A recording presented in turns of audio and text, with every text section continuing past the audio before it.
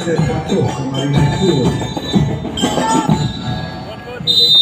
Next, entry number 30, Ragay, National Agricultural and Fisheries School, Liboro, Ragay, Camarines Sur.